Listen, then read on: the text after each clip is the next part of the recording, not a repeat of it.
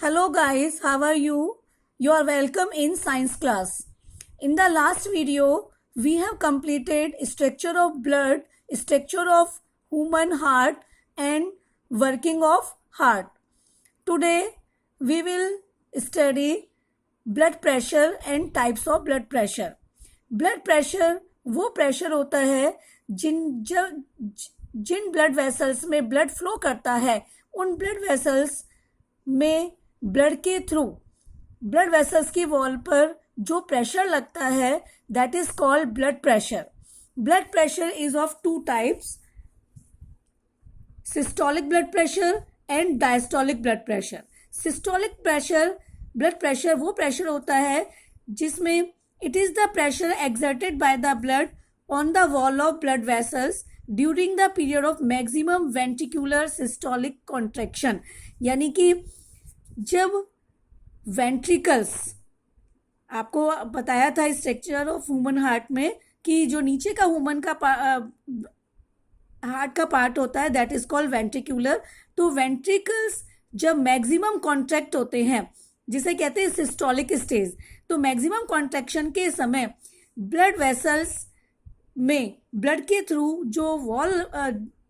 Through जो pressure लगता है that is called systolic blood pressure. और नॉर्मल एडल्ट मैन का रेस्टिंग स्टेज में सिस्टोलिक ब्लड प्रेशर 120 mmHg होता है. Now diastolic blood pressure it is the pressure exerted by the blood on the wall of blood vessels during the period of maximum ventricular diastolic relaxation. यानी कि ये वो pressure होता है जब ventricles maximum relaxation की स्टेज में होते हैं, जिसे कहते हैं हम डायस्टोलिक स्टेज में होते हैं, मैक्सिमम रिलैक्स स्टेज में होते हैं. उस समय ब्लड प्रेशर की वॉल पर ब्लड के थ्रू जो प्रेशर लगता है that is called diastolic blood pressure. और रेस्टिंग स्टेज में एक नॉर्मल अडल्ट मैन का डायस्टोलिक ब्लड प्रेशर ये 80 mmHg होता है. Hg यानी मरकरी है. ये मरकरी से हम कोई भी प्रेशर को जब मेजर करते हैं तो Hg एक बेस है, उसके अकॉर्डिंग हम प्रेशर को मेजर करते हैं. These are types of blood pressure, systolic and diastolic blood pressure. Now comes instrument. Measurement की किस इंस्ट्रूमेंट से हम ब्लड प्रेशर को मेजर करते हैं, तो उस इंस्ट्रूमेंट का नाम है स्फिग्मोमैनोमीटर. ये बहुत बार आता है नाम स्फिग्मोमैनोमीटर, जिसके थ्रू ये स्फिग्मोमैनोमीटर दिखाया हुआ है ये पूरा, और इसके थ्रू हम ब्लड प्रेशर को मेजर करते हैं. Now comes abnormal conditions of blood pressure. दो एबनॉर्मल कंडीशंस है ब्लड प्रेशर की, एक है हाइपरटेंशन एंड नेक्स्ट है हाइपोटेंशन. हाइपर का मतलब है हाई ब्लड प्रेशर. जब लंबे समय तक ब्लड वेसल्स में ब्लड का प्रेशर हाई होता है जिसे इज कॉल्ड हाइपरटेंशन, और ये लगभग डायस्टोलिक प्रेशर 90 mm और डिसिस्टोलिक प्रेशर 120 से बढ़कर 150 तक हो जाता है, तो ये कहलाता है हाइपरटेंशन. और इसके मेन रीजन होते हैं over eating, obesity, physical and emotional stresses,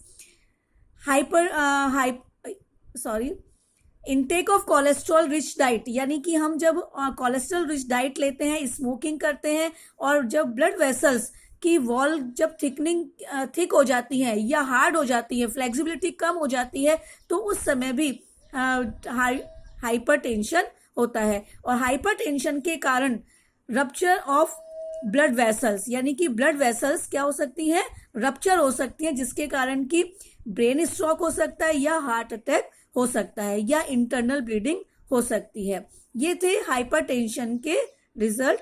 अब है हाइपोटेंशन. हाइपो का मतलब होता है लो प्रेशर, यानी कि जब लंबे समय तक ब्लड वेसल्स में लो ब्लड प्रेशर होता है this is known as hypotension. और ये कंडीशन में हाइपोटेंशन डायस्टोलिक होता है 50 mm एंड सिस्टोलिक होता है 100, यानी 120 से कम हो जाता है 100 और 80 से कम 50 mmHg. तो ये कंडीशन कहलाती है हाइपोटेंशन. और इसका मेन रीजन है डायलेशन ऑफ ब्लड वेसल, यानी ब्लड वेसल जब डायलेट हो जाती हैं, फैल जाती हैं, तो ब्लड प्रेशर कम हो जाता है। और साथ में इसके कारण rupturing of blood vessels, excessive blood loss, blood vessels rupture हो जाती हैं और एक्सेसिव ब्लड लॉस की वजह से भी हाइपोटेंशन होता है। साथ में failure of pumping action of heart, यानी हाइपोटेंशन के कारण हार्ट की पंपिंग फेलियर हो जाती है। तो ये रिजल्ट थे हाइपोटेंशन के। अब आता है लिम्फ। लिम्फ देखो, ये लिम्फ एक वाइट वेस्कुलर कनेक्टिव टिश्यू होता है जो कि ट्रांसलूसेंट और एल्केलाइन फ्लूइड होता है और ये लिम्फ वेसल्स में फ्लो करता है। तो जब आर्टरीज में जब ब्लड फ्लो करता है तो आर्टरीज से कुछ जो ब्लड में से कुछ सब्सटेंस मिनरल्स ये फिल्टर होकर, पोर्स के थ्रू फिल्टर होकर टिश्यूज की जो सेल्स हैं उनके बीच में जो खाली स्पेस है उसमें आकर फिल हो जाता है ताकि उन सेल्स को भी ये सब्सटेंस मिल सके। तो ये सब्सटेंस जो ब्लड कैपिलरीज में से फिल्टर होकर इस पे खाली स्पेस में, सेल्स की खाली स्पेस में जाता है, ये कहलाता है लिम्फ। और लिम्फ का कंपोजिशन, लिम्फ 2 सब्सटेंस से मिलकर बनता है, एक तो प्लाज्मा और एक है WBC, ल्यूकोसाइड जिसको कहते हैं। और प्लाज्मा जो इसका है ये लगभग ब्लड प्लाज्मा की तरह ही होता है, फ्लूडी मैट्रिक्स होता है, लेकिन इसमें ब्लड प्लाज्मा के कंपैरिजन में less of calcium, phosphorus and protein, इनका अमाउंट ब्लड प्लाज्मा के कंपैरिजन में जो लिम्फ प्लाज्मा है उसमें कम होता है। नेक्स्ट इसमें कंपोजिशन नेक्स्ट जो सब्सटेंस होता है वो है ल्यूकोसाइट यानी WBC।